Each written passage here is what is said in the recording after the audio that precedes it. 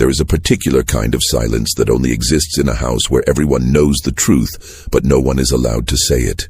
Not the silence of empty rooms or sleeping children. Not the silence of winter mornings before the birds begin. This is something older and heavier. The kind of silence that presses down on the chest, that follows a person from room to room like a second shadow, that outlasts the people who created it and seeps into the walls themselves, into the wood and the plaster, into the portraits hanging in darkened hallways where no candle is ever lit. In 1847, on a working cotton plantation 12 miles southeast of Natchez, Mississippi, a woman named Nora was given an order that would quietly reshape the lives of every single person on that property for the next 2 decades. She was told to care for 2 children, to feed them, bathe them, sing to them, and keep them alive. She was told this not as a request. She was told this as a man tells a plow horse which field to work. What no one on that plantation fully understood, not the overseers, not the neighboring families who came to dine on Sundays, not the minister who blessed the house each Christmas, was the exact nature of what was being asked of her. They would not understand it for years. And when the understanding finally came, when the letters were opened and the documents were laid bare on a courthouse table in the summer of 1866, the men who read them went quiet in a way that the witnesses in that room never forgot. One of them, a federal records clerk named Douglas Peel, wrote about it in a personal letter that survived among his family's papers. He described the moment as the slow collapse of something you had always believed was solid, like pressing your hand against a wall and finding it has no other side. This is the story of Nora, of a plantation called Grayfield, and of 2 children who were raised in a lie so carefully constructed that even they could not see it from the inside. This is the story of what Edmund Hale did and what it cost everyone around him.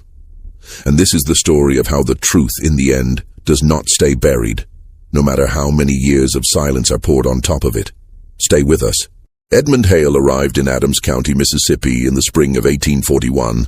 At 26 years old, with a letter of introduction from his father's lawyer in Charleston, South Carolina, and enough capital to purchase land and begin a modest cotton operation. He was not by any account a man who inspired immediate trust. Neighbors who met him in those early years described him later in the depositions that would be collected 2 decades on, in curiously similar terms. Composed, deliberate, never quite at ease.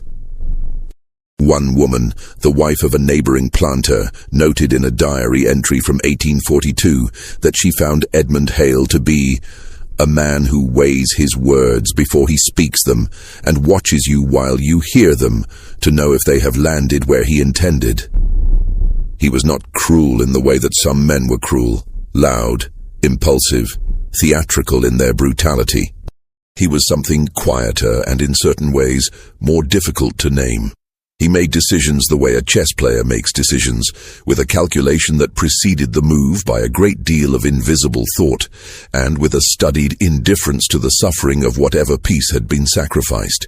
He purchased his land, 412 acres of rich alluvial soil between 2 creeks, in March of 1841, from the estate of a deceased planter named Oakes, whose family had defaulted on debts accumulated over 2 reckless decades.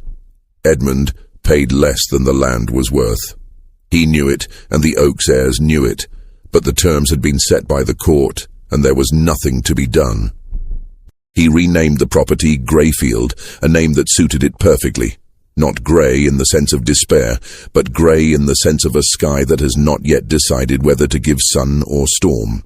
He built the main house over the course of that first year, and part of the second. A 2-story structure with a wide front gallery and 4 tall columns that announced the property's aspirations without quite fulfilling them. It was a planter's house in the mold of dozens of others in Adams County, large enough to suggest prosperity, restrained enough to suggest caution. Edmund Hale never built anything for pleasure. He built things to be used. By 1843, Grayfield had 31 enslaved people working the cotton fields and the domestic operations of the house. Edmund had purchased most of them at auction in Natchez, that city which held, in those years, some of the most active slave markets in the entire South. a fact that its wealthier residents regarded with a mixture of civic pride and careful social distance.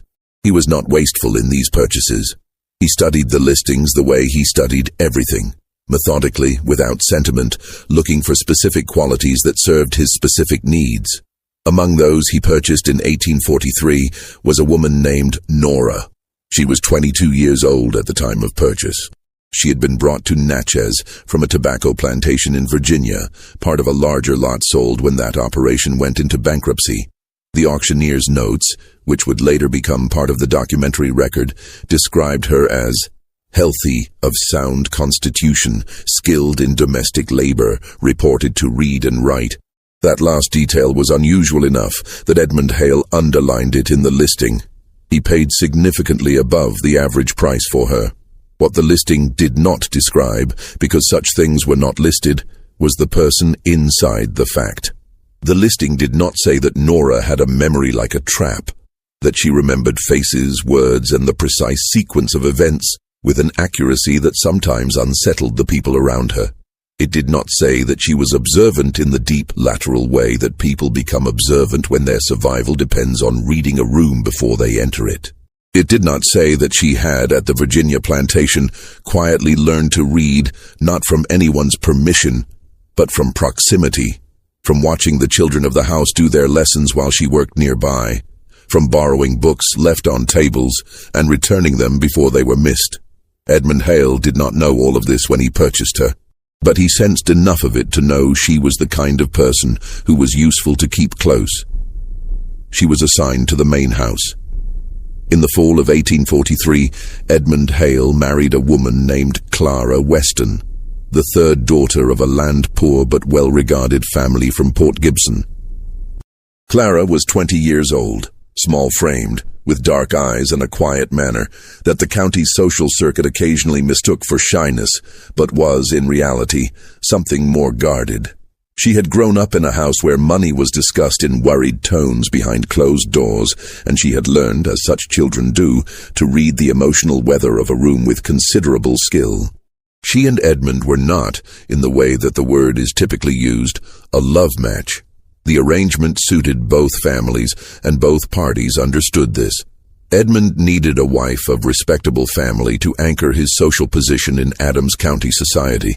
Clara's family needed the financial security that marriage to a rising planter offered. These were not uncommon terms for the time and place. What was perhaps less common was the degree to which both Edmund and Clara understood those terms, with the same clear eyes, and never pretended otherwise. Clara moved into Grayfield in November of 1843. She and Nora met on the day of Clara's arrival. Clara had been brought from the carriage into the main hall, where the household staff had been assembled to receive her. She walked down the line of faces in the way that new mistresses did, briefly, assessingly, with the particular performance of authority that the occasion required. She paused at Nora longer than at the others, not in hostility, in recognition of something she did not yet have words for. "You're Nora," Clara said. It was not a question. "Yes, ma'am." Clara looked at her for a moment, then moved on. Later that evening, when the house had settled and Edmund was in his study, Clara asked the housekeeper, an older enslaved woman named Ruth, about Nora. Ruth said she was skilled, quiet, and that Mr. Hale kept her on light indoor work. Clara noted this. She noted most things. The first 2 years of the marriage at Grayfield were, by outward measure, ordinary. Edmund managed his cotton operation with the same cold efficiency he applied to everything. The crops were adequate, not spectacular, but solid. He was building something deliberate and incremental, and he moved at the pace of someone who understands that patience is itself a form of power. Clara ran the household. She was, by the accounts of those who worked alongside her, a better manager than Edmund in the domestic sphere. More attentive to what needed doing, less prone to the dismissive impatience that characterized her husband's instruction style. She was not warm to the enslaved people of the household in the way that certain plantation mistresses performed warmth as a social virtue. She was, instead, consistent. She said what she expected. She did not change her expectations without reason. and she did not invent pretexts for punishment. In the brutal moral arithmetic of the plantation system, this did not make her good. But it made her, in the daily experience of those around her, somewhat less unpredictable than most. Nora worked as Clara's personal attendant in those years. She helped with the household accounts, which Edmund had assigned to Clara, and which Clara quietly shared with Nora because she was, as she once said to Ruth, the only one in this house besides me who can add. In the spring of 1845, Clara became pregnant for the first time. She lost the child at 4 months. In the fall of the same year, she became pregnant again. She lost that child at 6 months. The second loss was harder. Edmund received the news in his study and did not speak about it. The doctor, a man named Ambrose Vickers, who handled most of the county's medical business from his office in Natchez, told Clara that there was no medical reason necessarily for the losses, and that many women suffered them and went on to deliver healthy children. He said this with the practiced cheerfulness of a man who understood that his patient needed hope more than she needed precision, and Clara received it with the polite nodding of a woman who had heard words offered as comfort before and had learned to let them pass through without holding on. What changed in Clara after the second loss was not visible in her behavior. She continued to manage the household. She continued to appear at the Sunday dinners that the Hales hosted for the county's better families. She continued to speak to Edmund over meals with the civil, measured exchange that passed for their version of domestic conversation. But something had altered in the texture of it, some slight hardening, as if a door she had kept slightly open had now been pulled to without being fully latched. Nora noticed. She was the kind of person who noticed. In the spring of 1847, Clara Hale became pregnant for the 3rd time. By this point, the entire household understood, without it needing to be said, that the matter was fragile. Edmund, who ordinarily gave emotional events the consideration he gave changes in the weather, acknowledging them briefly before returning to more actionable matters, was observed by several people to be unusually attentive during this pregnancy. He reduced Clara's social obligations. He asked Dr. Vickers to make regular visits to the house. He made it known that he expected Clara to rest and that Nora was to attend to her personally and without interruption for other duties. Clara did not ask for this attention. She did not appear to want it, but she accepted the arrangements without comment, in the way that she accepted most things Edmund decided. It was during this period, the late spring and early summer of 1847, that the thing happened, which would not be understood for many years, and which would, when it finally came to be understood, rewrite the history of everything that followed. The facts, as they were later reconstructed, are these. In March of 1847, before Clara's condition was widely known, a woman also came to be with child on the Grayfield plantation. She was 26 years old. Her name was Nora. There is no record of how this happened that comes from Nora's own words. There is no account she gave that survived, if she gave one at all. What exists is documentary evidence, assembled long after the fact, that speaks in the indirect language of records. A ledger entry noting changes to her work assignment in April of 1847. A letter from Dr. Ambrose Vickers to Edmund Hale, dated June 3, 1847, with a passage that was later read aloud in a courthouse and caused at least 2 men in attendance to stand up from their chairs, and the testimony of 2 enslaved women, a woman named Hattie and a woman named Lou, both of Grayfield, both interviewed by a Freedmen's Bureau agent in the fall of 1866, that established a sequence of events no one who heard it could easily set aside. What the evidence indicates, and what the testimony of Hattie and Lou makes considerably more than a mere indication, is that Edmund Hale had, over the course of the winter of 1846 and the spring of 1847, made it known to Nora that she was required to submit to him.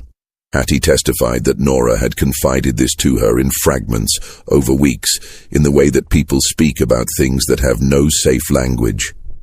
Lou testified that she had herself witnessed Edmund Hale enter and leave the small room adjacent to the kitchen where Nora slept, on multiple occasions during the hours after the main house had gone dark. Neither woman testified to details beyond this, Neither was asked to. The bureau agent who conducted the interviews, a man named Patrick Corbin, whose notes still exist in the Mississippi Freedmen's Bureau records held in Washington, wrote in his summary that both women spoke with the calm precision of people recounting facts they have lived with for a long time and are relieved at last to be able to speak. The pregnancy that resulted was Nora's. The child, who was not one child but two, twins delivered in late October of 1847, was hers by the biology of the thing, whatever else might be said about it, and it was Edmund Hale's by the same. What happened immediately after the delivery is the part of this story that is hardest to hold in the mind directly, because it requires understanding a logic that was not unusual in its time and place, however monstrous it appears from any other angle. Clara Hale had been delivered of a child 3 weeks before Nora, a daughter, alive and healthy, the first child she had carried to term. The relief in the main house was considerable. Edmund received the news with what several people described as an unusual display of feeling. Not joy exactly, but something closer to the satisfaction of a man who has finally resolved a problem that has occupied him for some time. But Clara's delivery had been dangerous. Dr. Vickers had managed it through a difficult night, and the period that followed, the weeks of Clara's recovery, was marked by a frailty that alarmed the household. She was pale. She ate poorly. She did not feed the infant herself, as her body was not cooperating, and a wet nurse had been arranged from among the women on the property. When Nora delivered her twins 3 weeks later, alone in the dark, with only Hattie beside her, the boy was delivered first. Then the girl. By morning, the boy was gone from the room. Hattie's testimony about this moment is among the most precise passages in the entire Freedmen's Bureau record. She asked me where he was. I couldn't look at her. I said Mr. Hale had come in the night. She asked me what he had done. I told her he had taken the boy to the main house. She didn't say anything for a long time. Then she asked if the girl was still there. I said yes. She held the girl against her, and she didn't speak again until the afternoon. By the following Sunday, it was publicly known in the main house that Clara Hale had delivered not one child, but two, a girl, Josephine, born in early October, and a boy, Henry, whom she had delivered, it was said, in a second labor 3 weeks later, which had been kept quiet for fear of the outcome. Dr. Vickers signed the documentation. Whether he believed what he signed, or whether he understood the transaction he was participating in, or whether he told himself a version of events that allowed him to complete the paperwork without examining it too closely, none of this is recorded. He died in 1859, before any of it came to light, and took whatever he knew with him. What the records say is this: Henry and Josephine Hale, twins, born to Edmund and Clara Hale, October 1847, Grayfield Plantation, Adams County, Mississippi. Clara Hale died of a fever in January of 1849, 15 months after the birth. She had spent those 15 months in an unusual relationship with the children.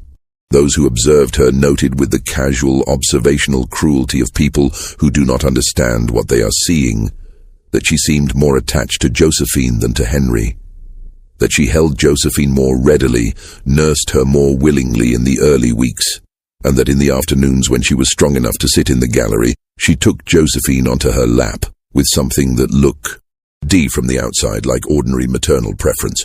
What was actually happening in Clara Hale's mind during those 15 months is, of course, not recoverable, but it is worth sitting with even for a moment before the story moves on.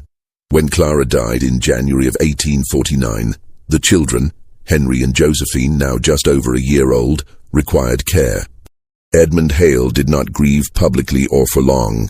He received the condolences of the county in the correct manner, wore the correct colors for the correct period, and then returned to the business of Grayfield with the focused efficiency that had characterized everything else he did. He did not, in the period following Clara's death, appear to seek female company socially. Not from sentiment necessarily, but from the practical understanding that a remarriage too soon would draw a certain kind of attention he preferred not to invite. The children needed care. On the morning of January 29, 1849, 9 days after Clara's death, Edmund Hale summoned Nora to his study. She came. He told her that she would now be responsible for the care of the children, Henry and Josephine. She would move from the servants' room to the upper floor of the main house, to the room beside the nursery. She would be with them during the day and available at night. She would manage their feeding, their clothing, their early learning. She would answer to him and to no one else on matters pertaining to the children. What he said in that room, and what she said in return, was not witnessed. There is no record. What the record contains is what happened afterward. Nora moved to the upper floor. She came every morning to the nursery before dawn. She dressed them, she fed them, she carried them through the house and the galleries in the long afternoons when the light turned the cotton fields a heavy gold.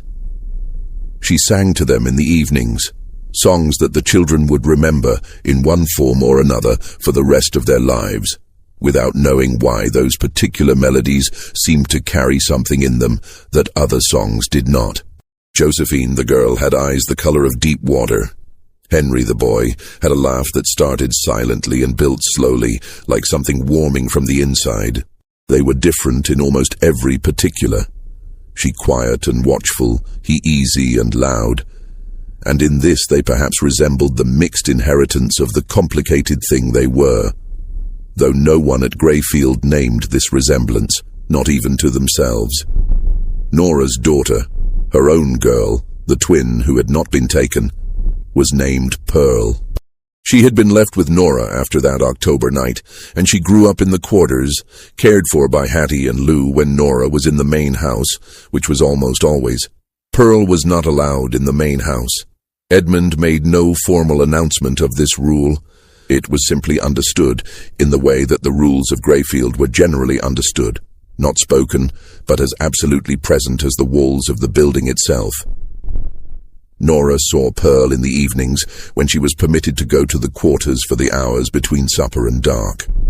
She carried Pearl back to her own room when she could, which was rarely. She watched her daughter grow in the way that people watch things from a distance, able to see the shape, unable to touch it. She raised Edmund Hale's children. She raised her own blood. She could not say so. The years at Greyfield between 1849 and the beginning of the 1860s were, in the record that survives, years of strange and particular arrangement. Edmund Hale ran his plantation, expanded it modestly, and maintained the social and professional life of a prosperous county planter. He attended church, he entertained neighbors, he sat on the county agricultural committee. He was not, in the circles that knew him, a notable man, not especially prominent, not especially remarkable. He was the kind of man who exists in the middle distances of history, present in the documents, but rarely at the center of anything. Henry and Josephine grew up.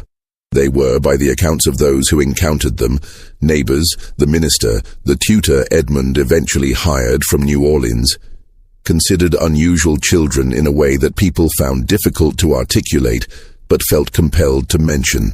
They were described as perceptive, self-contained, older-seeming than their years. The tutor, a Frenchman named Gaston Perly, wrote to a colleague in 1856 that his two pupils at Greyfield were the most curious children I have taught, not in their academic performance, which is satisfactory, but in their manner, which is that of people who have learned to read the room before they enter it. He did not know he was describing in both of them the quality they had inherited from their mother. Henry was the more openly curious of the two. He asked questions constantly, of the tutor, of the men who came to do business with Edmund, of the workers in the fields when he was old enough to walk out that far. Edmund regarded this quality with the mild, consistent impatience of a man who views questions as inefficiency unless they serve a useful purpose. Josephine watched more than she asked. She watched Nora.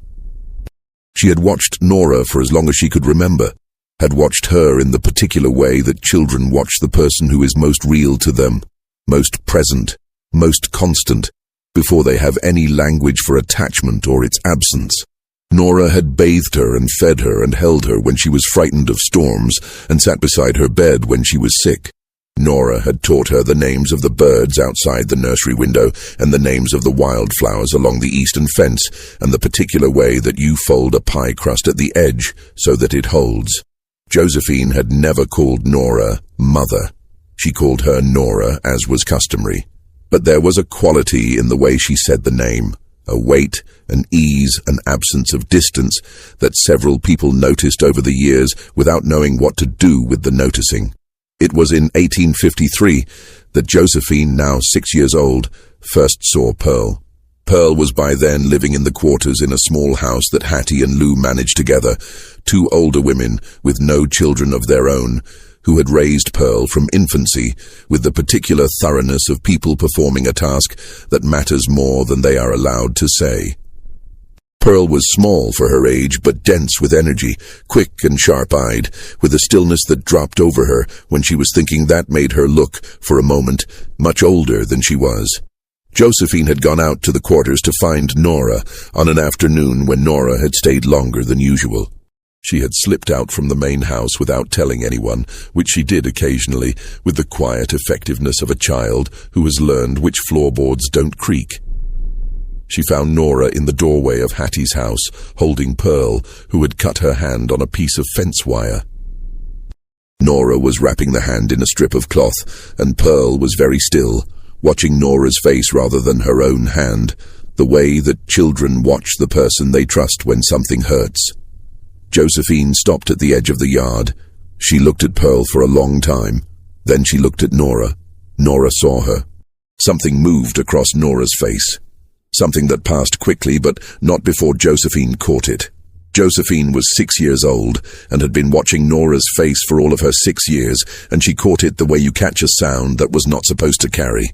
"Who is she?" Josephine asked. "Her name is Pearl," Nora said. "She got hurt. I'm fixing it." "Does she belong to this place?" "Yes." Josephine looked at Pearl again.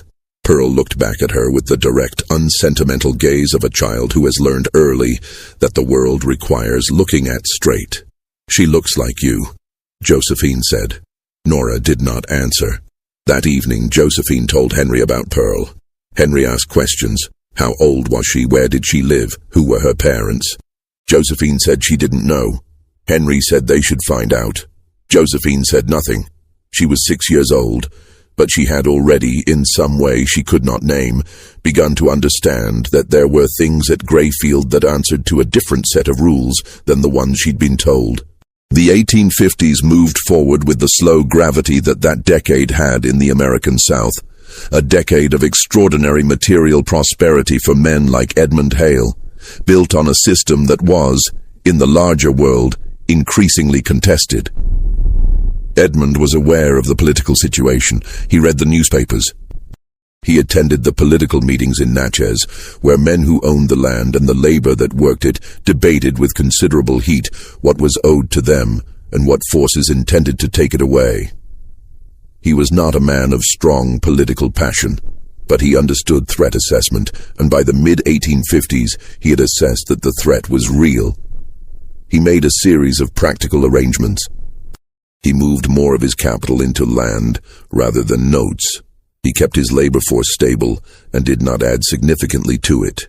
He maintained Greyfield's cotton operation as a closed, self-sufficient system as much as possible, reducing his dependency on the supply chains that passed through the more politically volatile markets of New Orleans.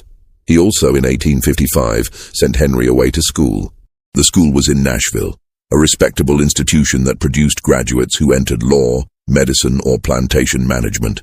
Edmund told Henry that a planter's son needed education and that Nashville offered what Mississippi could not yet. Henry was 8 years old. He did not protest openly.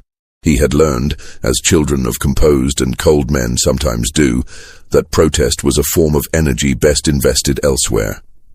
The night before Henry left, he came to find Nora in the kitchen. She was banking the fire for the night, the kind of low, automatic task that the hands do while the mind is somewhere else entirely. Henry sat on the stool by the back door and watched her. He was 8 years old, already tall for his age, with a serious face that got more serious when he was feeling something he didn't know how to say. "Will you remember what I look like?" he asked her. Nora set down the iron poker and turned around. "I'll remember," she said. "You sure?" "I have not forgotten a single face in my life," she said. "Not one." Henry nodded. He seemed to want to say something else but didn't, and after a moment he got up and went back inside. Nora stood in the kitchen for a long time after that. With Henry gone, the dynamic of the main house at Greyfield shifted. Edmund was more present, which did not make the house feel less lonely. It made it feel a different kind of lonely. The way a large room with one person in it is lonelier than an empty room, because the emptiness has been named. Josephine grew through those years of her father's hovering proximity into a young woman who was, by the near-universal account of everyone around her, difficult to read. She was not cold. She was not unkind. She was not the kind of girl who caused trouble through temper or carelessness. She was something more peculiar.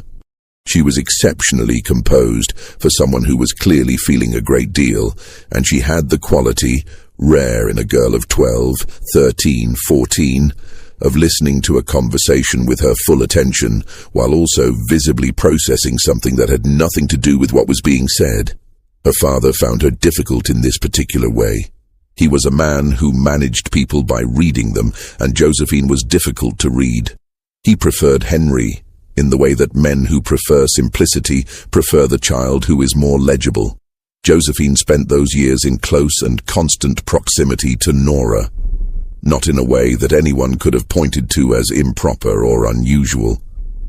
Nora was her attendant, her teacher of domestic arts, her presence in every room where domestic things were happening. The relationship was, in form, exactly what it was supposed to be. The enslaved woman caring for the master's daughter.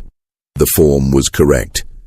But under the form, something else had been growing for years, and by the time Josephine was 13 or 14, it had grown to a size that was hard to contain in the form any longer. Josephine asked questions, not loudly, not in front of Edmund.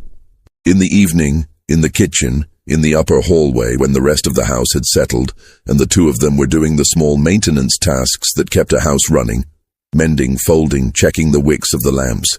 She asked about the Virginia plantation where Nora had come from. She asked about the people there. She asked what Nora's mother had been like, whether she remembered her. She asked about Pearl, slowly, over months, never all at once, adding a question here and a question there in the patient, lateral manner of someone doing a puzzle without the picture on the box.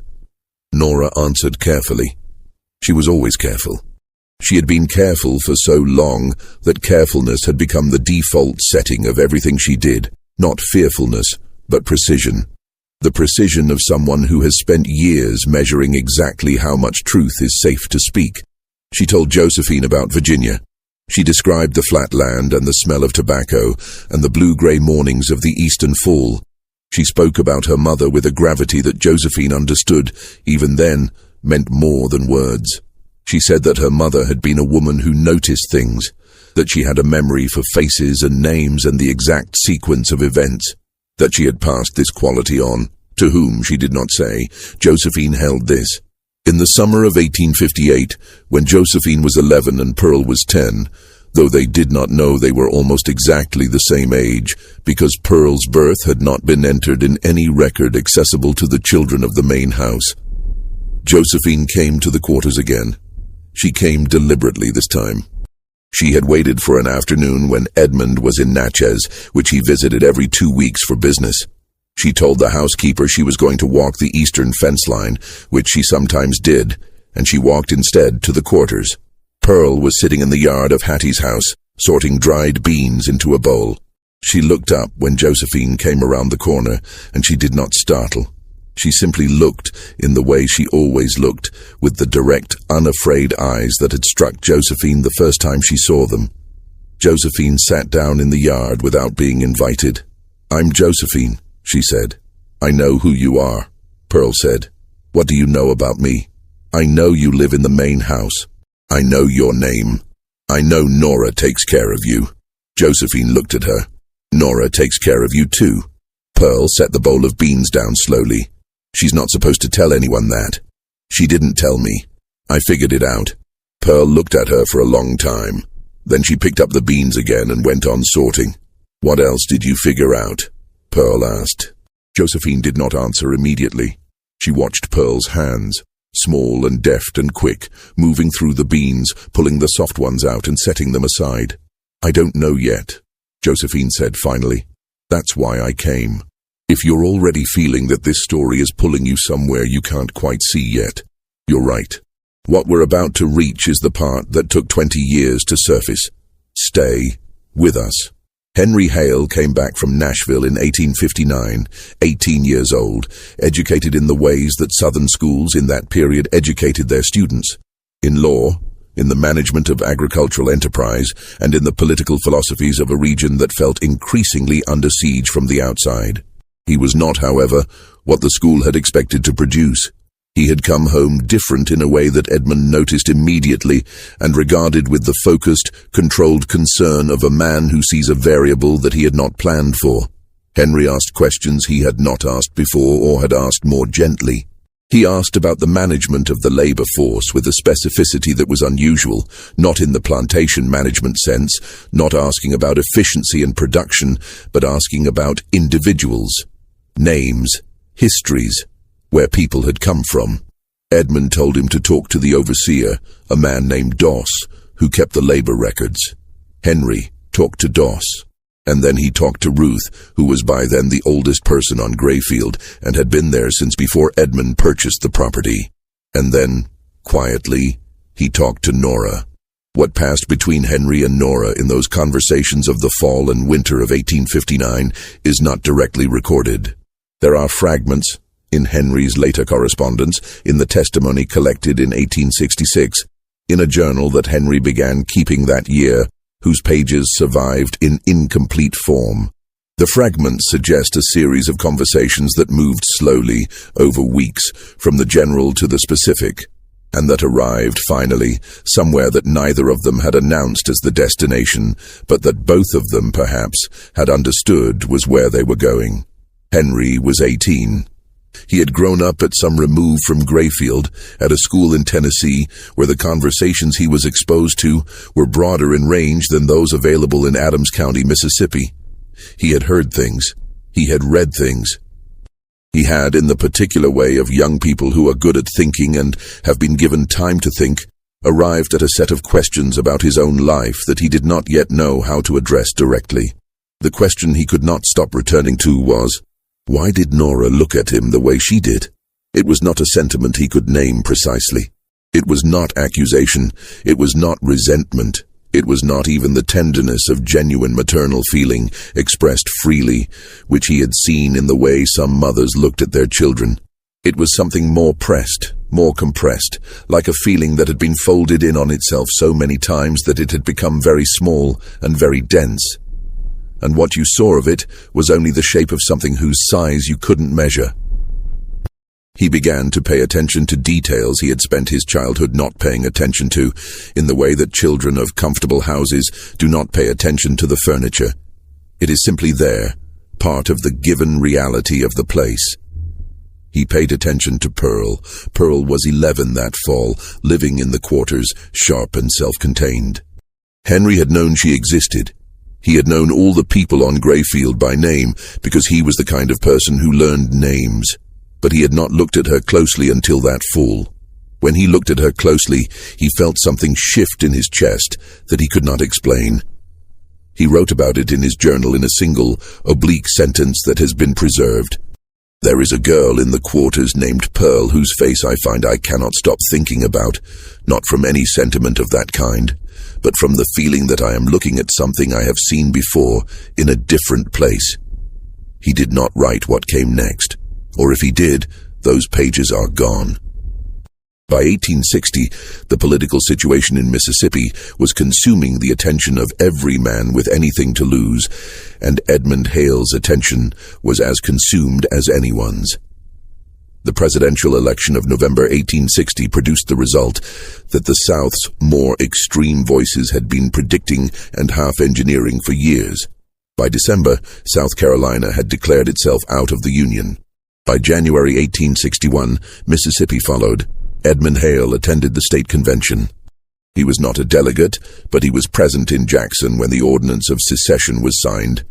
Among the crowd of planters and merchants and lawyers who had gathered to witness what they understood as either the beginning of a righteous struggle or the beginning of a catastrophic mistake, depending on which corner of the room they stood in.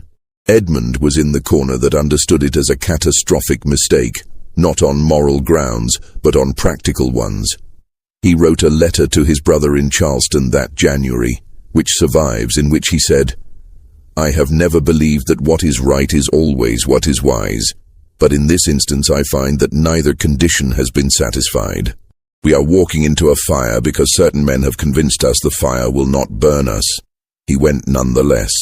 He sent Henry, who went in the second year of the war, as a commissioned officer in the Confederate infantry, because there was no other option that did not carry consequences worse than going. And at Grayfield, the household contracted around the remaining people: Edmund, Josephine, Nora, and the reduced domestic staff that remained when many of the male workers were pressed into labor battalions by the Confederate military. It was during the war years that the relationship between Josephine and Pearl ceased to be the careful, negotiated thing it had been throughout their childhood and became something more direct. Josephine was 14, 15, 16. Pearl was the same age, almost to the week. They had grown up 200 yards apart, one in the main house and one in the quarters, and the invisible wall between those 200 yards, the wall made not of wood or brick, but of everything the plantation system was built on, had been the primary organizing fact of their existence. The war changed the architecture of daily life at Grayfield in ways that the abstract political categories of the conflict could not fully capture. With Edmund spending more time in Natchez on business and correspondence, with the overseer gone to the war, with the daily operations of the property shifting under the weight of changed circumstances, the strict maintenance of every boundary became harder to sustain with its previous rigor. Pearl began to come into the kitchen of the main house, not because she was invited, because she came, and Nora, who was the person there to see her come, did not send her away. It is important here to pause and consider Nora, not as she appears in the records, as a name in an auction listing, a presence in other people's accounts, a figure whose significance is measured by what was done to her and what she carried as a result, but as a person who spent 19 years navigating a reality that required from her a quality of endurance that most people never have to discover whether they possess. She had come to Grayfield at 22. She was now in her early 40s, and she had spent every one of those years inside the specific and terrible knowledge of what had happened to her, and of what she was doing every day in the nursery, and then in the hallways, and then at the kitchen table, and of what it meant, and of what she could not say. She had raised 2 children she could not name as hers. One of them she had been with every day. She had watched Josephine become the person Josephine had become. The sharp-eyed, quiet girl who noticed everything, who asked questions, who had sat in the yard of Hattie's house with Pearl and sorted beans as if it were the most natural thing in the world, as if the whole vast structure of Grayfield's hierarchy were something she could simply choose to sit outside of for an afternoon.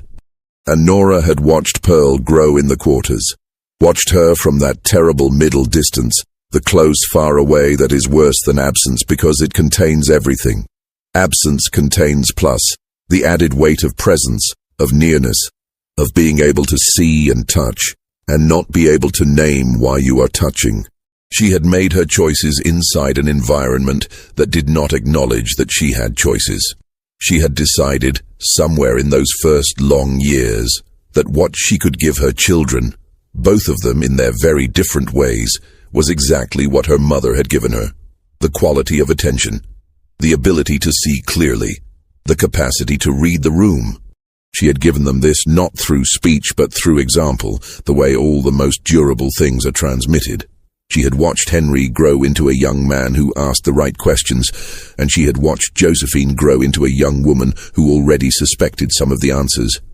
And she had watched Pearl grow into a girl with iron in her spine and clear eyes, and the particular quality of patience that is not passive but accumulated, patience as a form of preparation. What she had not given any of them, because she could not, was the simple fact of herself. The sentence, "I am your mother." The declaration that would have reorganized everything they knew. She did not know if she would ever be able to give them that. She did not know what the world would look like by the time it was safe to say it, or if safe was even a category that applied. She waited. In the spring of 1863, with the war entering its most brutal phase and the Union Army advancing through the Mississippi River corridor, Edmund Hale made a decision that revealed something about the nature of the man that the ordinary business of peacetime had kept partially concealed. He decided to move, not to leave Mississippi permanently. He was not ready to believe the situation was that irreversible, but to move certain things, documents primarily, his ledgers, his land records, the deed papers, and the correspondence with his lawyers, and the financial instruments that represented what he had built over 20 years. He moved them from the main house to the overseer's cabin, which sat on the far edge of the property, away from the river road, less visible to any advancing military presence. He did this himself, over 2 days in March, and he told no one on the property what he was doing or where things had been taken. He locked the overseer's cabin and kept the key. Pearl found the key in August. This requires some explanation. Edmund had developed in his middle age the habit of keeping his keys on a ring that he carried in his coat pocket. This was known to everyone at Grayfield, the way personal habits of people in authority become known to the people around them through constant proximity and the need to know. He kept the key ring in his right coat pocket. He had done this for years. In August of 1863, Edmund Hale was ill. Not catastrophically. He was 50 years old and had been pushing himself hard through the stress of the war years, and his body had registered a protest in the form of a fever that confined him to his room for 9 days. During those 9 days, he was in his bed. His coat was on the chair. The coat was in the room, which Nora entered twice a day to bring food, change linens, and manage the sick room. She did not take the key. She would not have taken the key. But on the 5th day of Edmund's illness, when she came to collect the breakfast tray, she found the key ring on the floor beside the chair. Fallen, probably, when the coat had slid. She picked it up. She set it on the table beside the bed, within Edmund's reach. She did not look at the keys for longer than the moment of the action. But Pearl, who had been in the hallway when Nora came out of the room, had seen the keys in Nora's hands for the brief moment before they were replaced. And Pearl, who had the memory for faces and names and the precise sequence of events that she had inherited without knowing it, had noted the shape of the ring and the number of keys on it. And Pearl, who had grown up on the property and knew every building on it, including the overseer's cabin that had been shut and locked since March, had understood something. She waited 11 days. She was 16 years old. She had learned, from whoever had raised her, that patience was preparation. On a September afternoon, when Edmund had recovered and gone to Natchez for business, Pearl went to the overseer's cabin. The door was locked, but the window on the north side had a latch that had never worked properly, and Pearl had known this since she was 12, because she had once hidden in that cabin during a thunderstorm and had gotten in through that window. She got in through it now. She found the documents. She was not at 16 a highly sophisticated reader of legal and financial instruments, but she was literate. Nora had taught her, in the same sideways, careful, invisible way that Nora had learned, passing knowledge in fragments and in quiet, and she could read well enough to understand that what she was holding was significant. She looked through the ledgers quickly because she did not have time to read everything, and because she was looking for something specific, though she could not have said exactly what. She looked through the deed papers. She looked through a stack of letters, brown-edged and bound with a piece of twine that she untied carefully and retied when she was done. The letters were from Dr. Ambrose Vickers. There were 9 of them, spanning the years 1847 to 1853. Pearl read the first 3 before she understood what she was reading. She read all 9 before she put them down. She tied the twine back around them with the same careful knot it had been in before. She climbed out the north window. She walked back to the quarters. She went to Hattie's house and sat down on the step in the September afternoon light and did not speak for a long time. Hattie came to the door and saw her sitting there. "What happened?" Hattie asked. Pearl looked up at her. "I think," Pearl said slowly, "I need to talk to Nora. This is the moment. You can feel it." That particular September afternoon in 1863, in a small house at the edge of a Mississippi plantation, when a 16-year-old girl sat down with what she knew. We'll be right back. The conversation between Pearl and Nora happened that evening.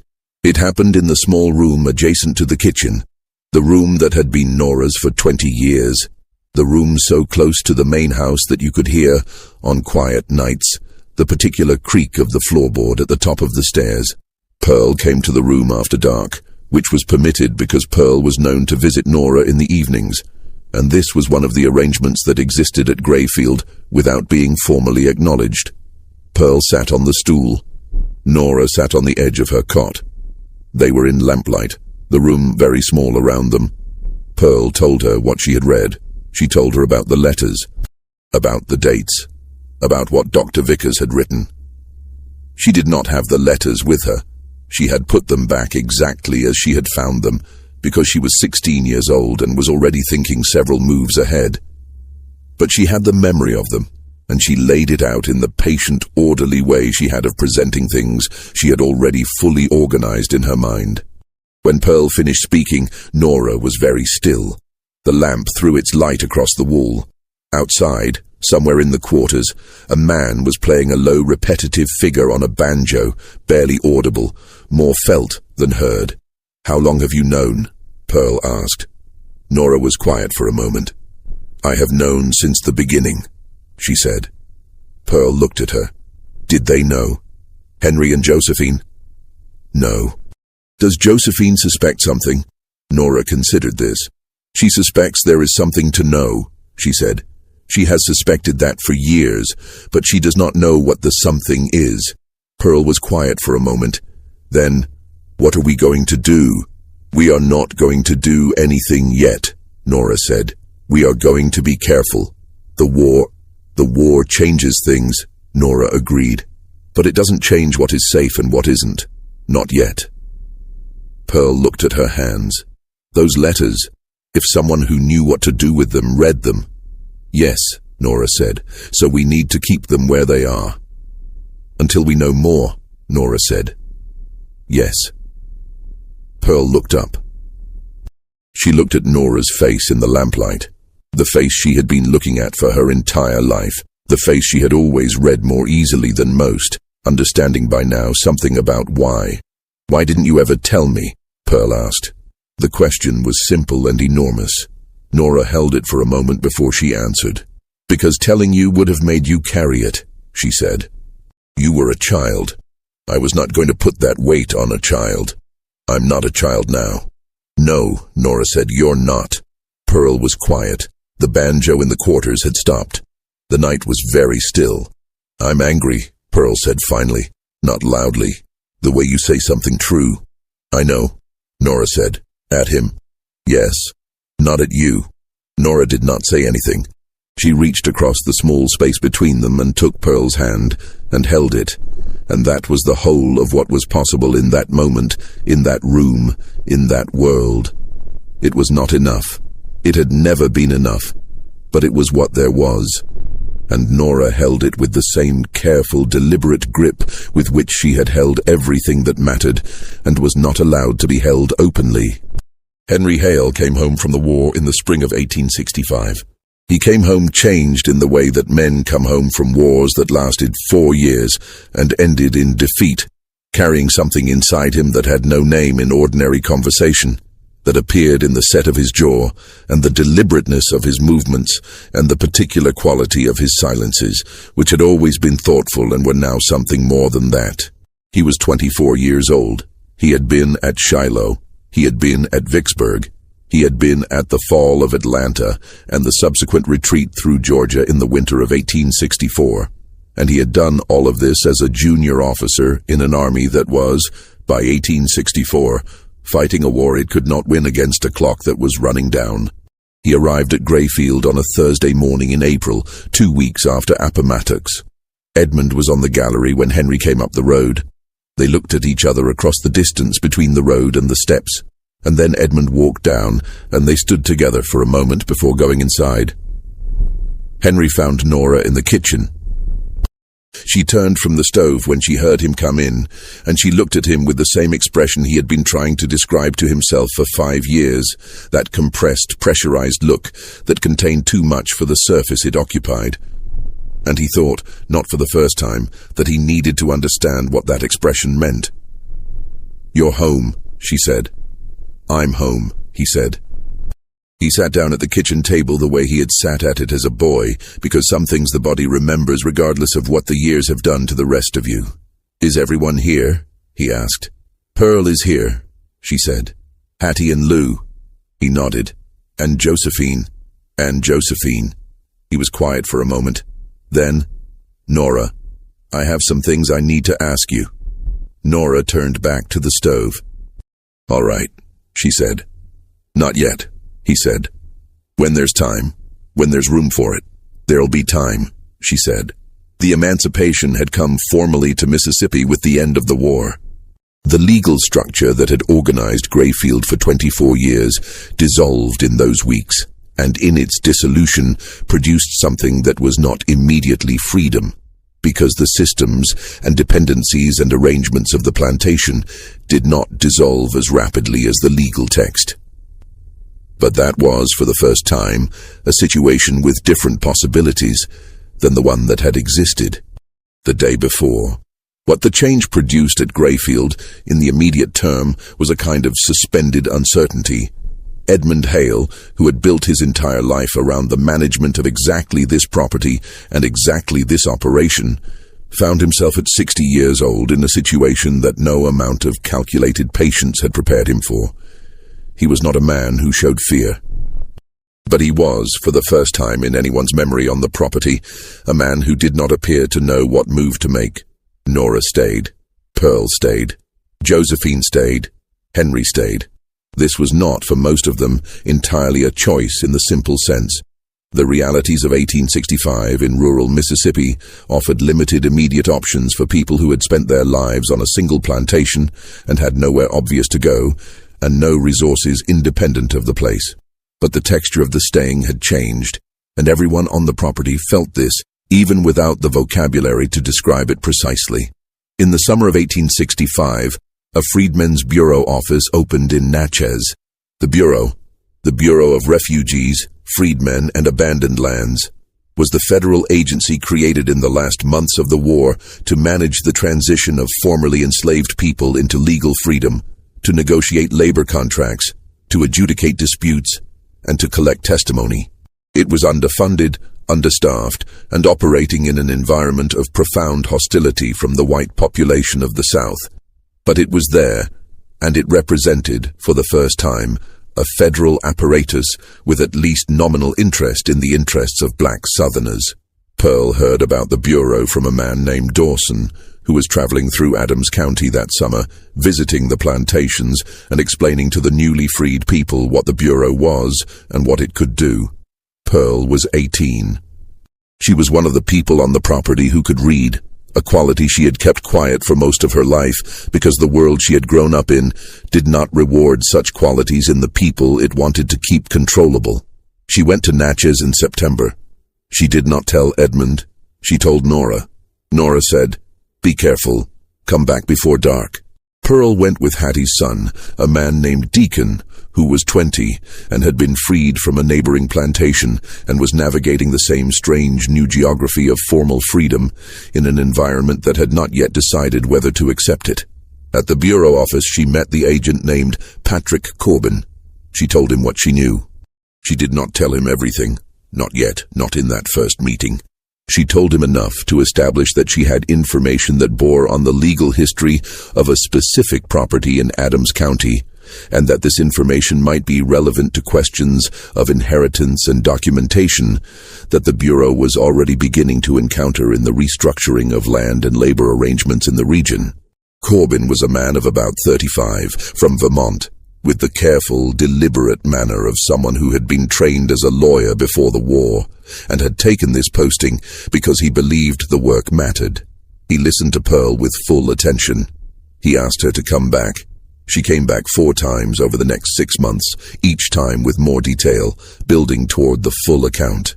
Hattie and Lou gave their testimony in January 1866. Deacon helped arrange other interviews, and Henry, who had by this point had several of those conversations with Nora that they had both been approaching since his return, gave his own account in the spring of 1866. Henry's account is the most extraordinary document in the record. Not because it is the most detailed, Hattie and Lou are more specific, and Pearl is the most organized, but because of who is giving it, and what it cost him, and what it means. He sat in Patrick Corbin's office in Natchez on a Tuesday morning in April 1866, and he told the truth about what he had come to understand about his own life. He said, "I believe that the woman named Nora, who was enslaved at the Grayfield plantation owned by my father, Edmund Hale, is my mother, and Pearl's, and that Josephine's mother is the same." He said, "I believe that what was represented to the county, and to Clara Hale, and to the 2 of us for all of our lives, was a fabrication, and that the documents in the overseer's cabin at Grayfield, which I have now examined with my own eyes, support this." Corbin wrote this down in his precise, careful hand. "How long have you known this?" he asked Henry. Henry was quiet for a moment. "I've suspected it," he said, "since I was 18. I think I've known it, in the way of knowing things you can't say, since I was a child." The summer of 1866 produced the confrontation that the preceding 20 years had been building toward, slowly, incrementally, in the way that things build when the pressure has nowhere to go, but continues to accumulate. Edmund Hale was summoned to the Natchez courthouse in June of 1866. The Freedmen's Bureau did not have criminal jurisdiction over the events in question. The legal landscape was complicated, and the specific nature of what Edmund Hale had done did not fit cleanly into any single legal category that the existing law of 1866 had yet articulated. But the Bureau had the capacity to compel testimony, to collect and register documents, and to create a formal record that would exist in the Federal Archive. Edmund came to the courthouse. He was 61 years old, thinner than he had been, with the controlled, opaque expression that had characterized him in every room of his life. He sat across a table from Patrick Corbin and 2 other Bureau officials, and he was shown the letters from Dr. Vickers. He read them without visible reaction.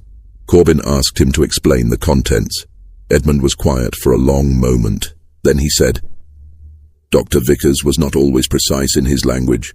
Corbin set down the 3rd letter, the one dated November 2nd, 1847, with the passage that left almost nothing to interpretation, and looked at Edmund. "Mr. Hale," he said, "I want to be direct with you about what we're doing here and why." Edmund looked at him. "The people named in these documents," Corbin said, "have given testimony. The record we are assembling is not a criminal proceeding, but it is a federal record, and it will stand. What we are asking you today is whether you wish to contribute to it, or whether you prefer to leave it as it is." Edmund said nothing for a moment. He looked at the letters on the table. He had kept those letters for 19 years in a locked cabin on his property, and it must have occurred to him in that moment, as it must have occurred to him when Pearl found the window, that keeping a thing is not the same as securing it. That a thing locked in a cabin is still a thing in the world, still a thing that can be reached. He said, "I would like to speak to a lawyer." He was entitled to do this, and he was allowed to do this, and the session concluded. Edmund Hale died in January of 1867, before any further legal action was taken. He died at Grayfield, in the room where he had slept for 26 years, with the controlled quietness that had characterized everything else about him.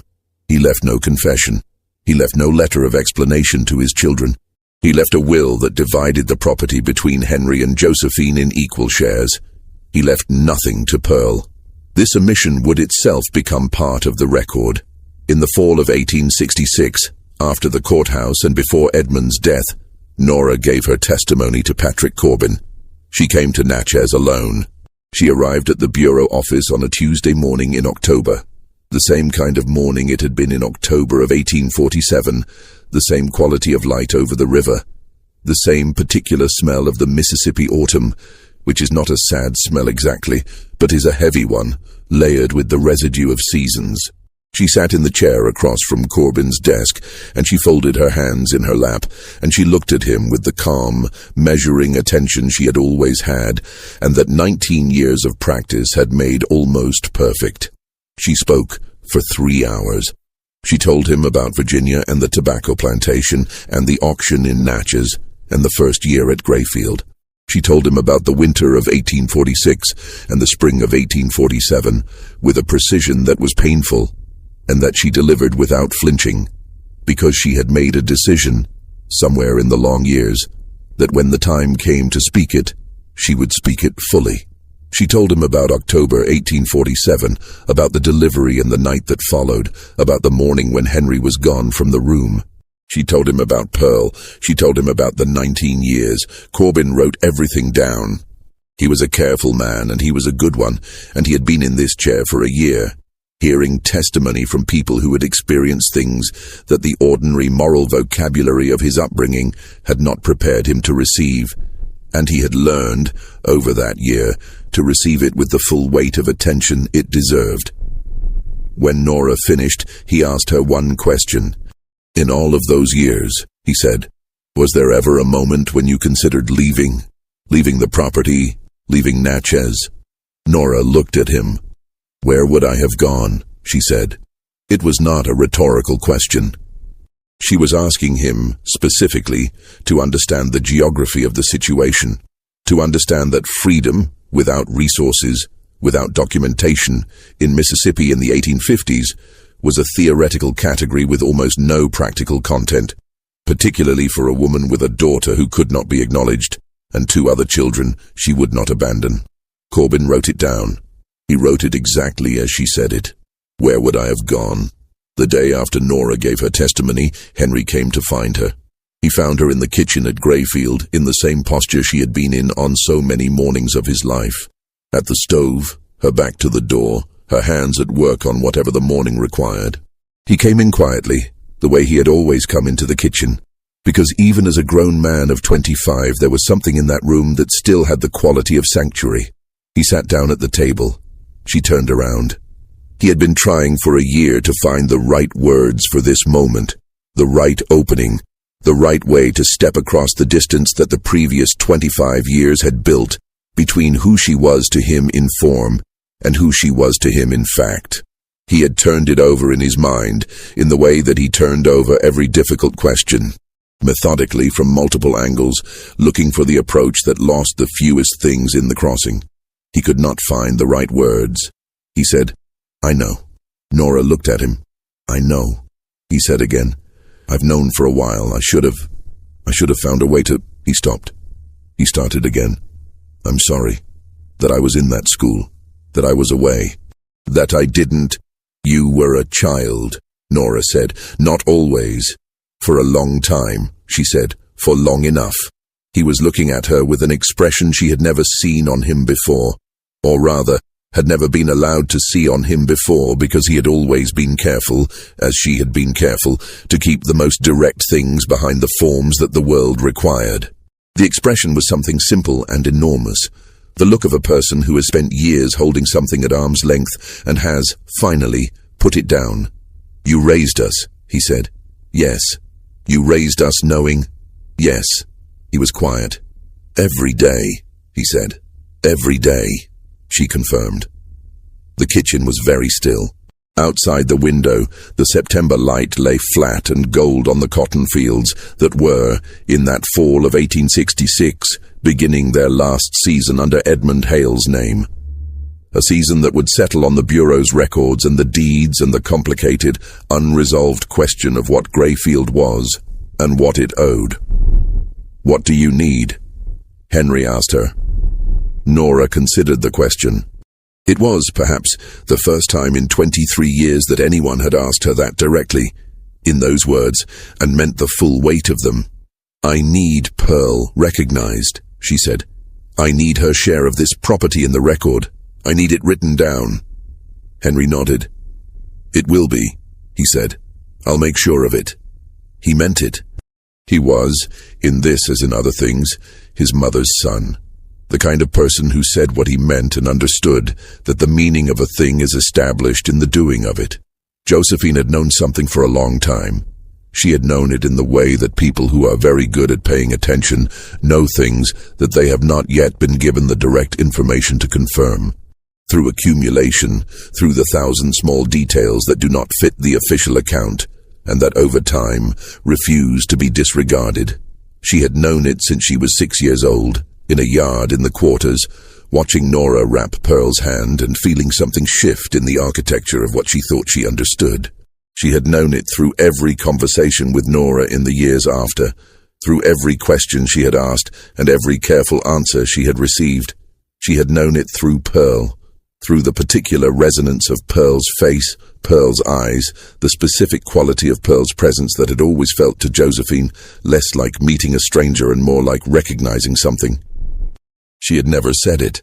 She had waited, in the same way everyone around her had waited, for a situation in which it could be said. That situation arrived in the fall of 1866, in the form of a conversation with Henry that he came to her with after his own conversation with Nora. He sat down with her in the small sitting room off the gallery, the room with the window that looked east toward the creek, and he told her what he knew and how he knew it. Josephine listened without interrupting. When he finished, she was quiet for a moment. Then she said, "I know." Henry looked at her. "I've known for a while," she said. "I didn't know how to be sure. I didn't know how to—" She paused. "I kept waiting for someone to say it. No one was going to say it," Henry said. "Not while—" "I know," she said. They sat together in the small sitting room for a while without speaking. Outside the window, the creek moved in the late afternoon light, brown and quiet, the way it had moved every afternoon of both their lives. "Pearl is our sister," Josephine said, not as a question. "Yes." "She's known longer than we have." "Yes," Josephine nodded slowly. "She didn't come to us with it," she said. "She let us find our own way to it." Henry thought about this. "I think that was deliberate," he said. "Of course it was deliberate," Josephine said. "She's Nora's daughter." The formal recognition of Pearl's claims on the Grayfield property was achieved after considerable difficulty and over the course of several years, through a combination of the Freedmen's Bureau record, Henry's direct legal advocacy with his own lawyer in Natchez, and the evidentiary weight of the vicar's letters, which were entered into the Federal Archive in the fall of 1866 and became part of a body of documentation that outlasted everyone involved in creating it.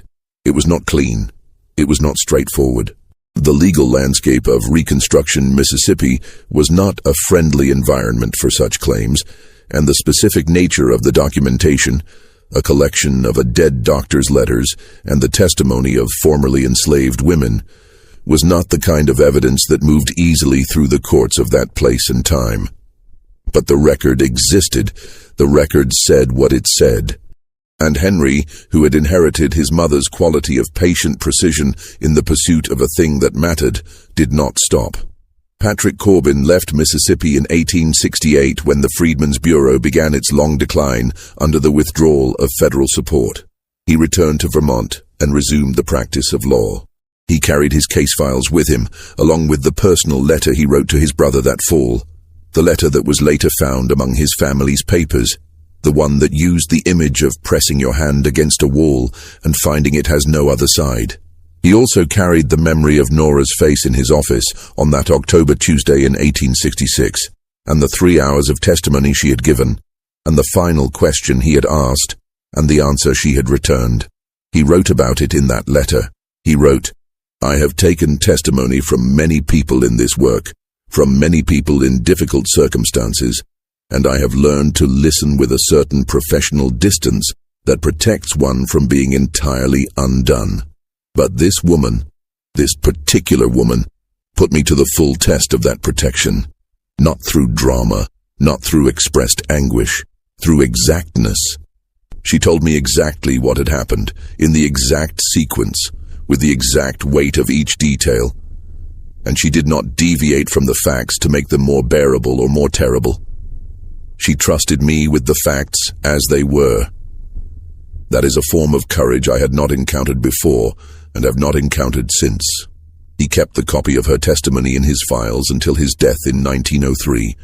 His daughter donated his papers to a Vermont Historical Society in 1908. They have been there since. Nora remained at Grayfield. She was 45 years old in 1866, and she had been at that property for 23 years. She stayed not because she had no choice, because after the Bureau record and Henry's advocacy, she had more practical freedom than she had ever had, but because the place itself and the people in it constituted the whole of her world as she had come to know it. She was not someone who threw things away when they became complicated. She was, in every way that mattered, the opposite of that. She and Pearl lived together at Grayfield for several years after the war, in the quarters, in the house that had been Hattie's. Hattie had died in 1864, quietly, in that same house, and Lou had followed her 2 years later. The house was Pearl's in the way that things become yours through the care of them, which is not the legal way, but is in many respects the more permanent one. Josephine came to the quarters to visit. She came often, in the first years, with an awkward formality that gradually wore away over time into something easier.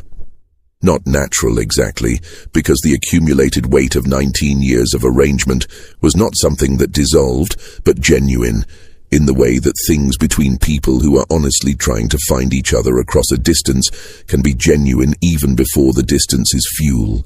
Lie closed. She and Pearl did not become easy with each other immediately, but they became real with each other, which is the more durable thing. Henry left Grayfield in 1868. He had decided, after much of the careful extended deliberation that characterized all his significant decisions, that he was not going to be a planter. The system that had made Grayfield what it was, and him what he was, and Nora what she had been required to be for 20 years, was not something he was willing to reproduce in its next form. He went to St. Louis, where he studied law with the intention of doing what Corbin had done in Natchez, working the apparatus of legal documentation in the direction of the people the apparatus had historically worked against. Before he left, he came to the kitchen one last time. He sat at the table. Nora stood at the stove. He said, "I'll write." She said, "I know you will." He said, "Is there anything you need before I go?" She turned from the stove. She looked at him. This man who was 27 years old and who had her eyes and her memory and the lateral, precise way she had of thinking, all of it worn in a different body than hers, but recognizable from any angle. "You're already doing it," she said. He understood her because he had inherited the quality of understanding. He left on a Thursday morning in September, the same kind of morning it had been when he was 8 years old, and had sat in this kitchen and asked her if she would remember his face. She watched him go down the road from the kitchen window, and she did not look away until he was out of sight, and then she went back to the stove. The property changed in the years after Edmund's death. It was smaller, cultivated differently, with sharecropping arrangements that were a version of what had come before, wearing a different set of clothes. Not freedom, exactly, but not the same thing as before, which is either a small mercy or a larger failure, depending on how you measure it. Nora was 50 years old in 1871. Pearl was 23. Josephine came to see them in the spring of that year, traveling from Natchez, where she had been living since her marriage in 1869, to a man named Charles Delaney, a quiet, serious man, a hardware merchant, who treated her with the careful respect she had always required in lieu of requiring warmth, and who had been told, before the marriage, all of the relevant history, because Josephine was not. A person who entered arrangements without full disclosure. She came on a Saturday in April, when the air had the particular quality of Mississippi spring, humid and warm and green, everything growing with the slightly excessive enthusiasm of a place that has had a long winter and is not inclined to waste the sun. She found Nora and Pearl in the yard behind the quarters house, doing the early garden work of that season, turning the soil, setting the rows. They were working side by side, not talking, in the companionable quiet of people who have spent enough years together, that silence between them is just another form of speech. Josephine came around the side of the house and stopped at the edge of the yard. She looked at them for a moment before they saw her. She looked at the two of them working in the April light, and she saw, In the set of the shoulders, in the angle of the heads, in the particular quality of the quiet between them. Something she had spent her whole life watching from the wrong angle, and was now, finally, watching from the right one. Nora looked up. She saw Josephine. She looked at her daughter in the way she had always looked at her, with the compressed, pressurized feeling that had been there since the beginning and had never fully been able to name itself in any room that the world would have permitted. And then, in that yard, in the April light, in 1871, with no one watching but Pearl, she allowed it to look like what it was. Josephine walked across the yard. She set down the things she was carrying. She stood in front of Nora, and she looked at her. This woman who had bathed her and fed her and taught her the names of the birds and the wildflowers and the way to fold a pie crust at the edge, and who had done all of this while carrying every single day the weight of a truth that the world had not been willing to make room for. She did not say anything for a moment. Then she said, "I know who you are to me." Nora was very still. "I know who you are to me," Josephine said again, "and I am sorry it took this long for us to be able to say it." Pearl had stopped working. She was standing a few feet away, her hands at her sides, watching with the quiet attention she had always had. Nora looked at Josephine. Then she looked at Pearl. Then she looked at the April yard, the turned soil, the thin green lines of early growth just beginning to show in the rows. She thought about what it had cost to get here. She thought about what it meant to be here. She thought about 23 years in a house where everyone knew the truth but no one was allowed to say it.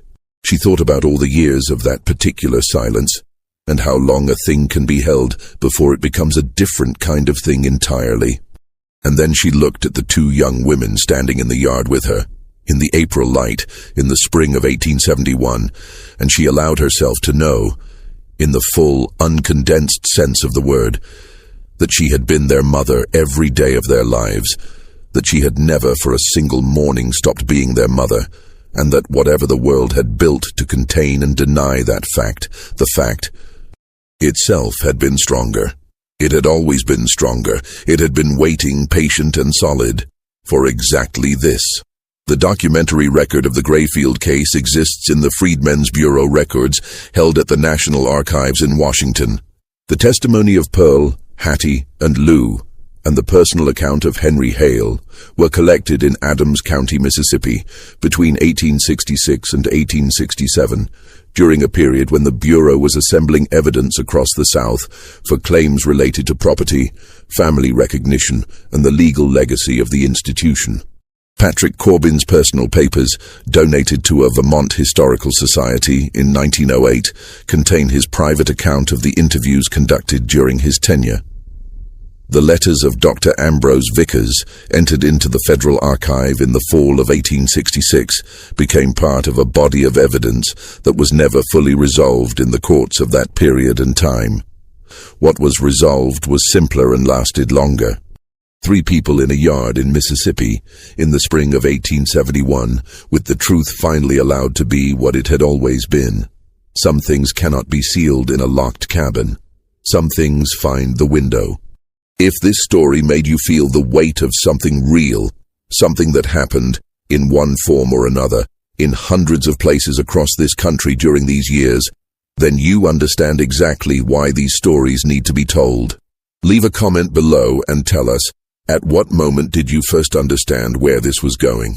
Subscribe to the channel, because next week we go somewhere just as dark and just as true. The past is never finished, and neither are we.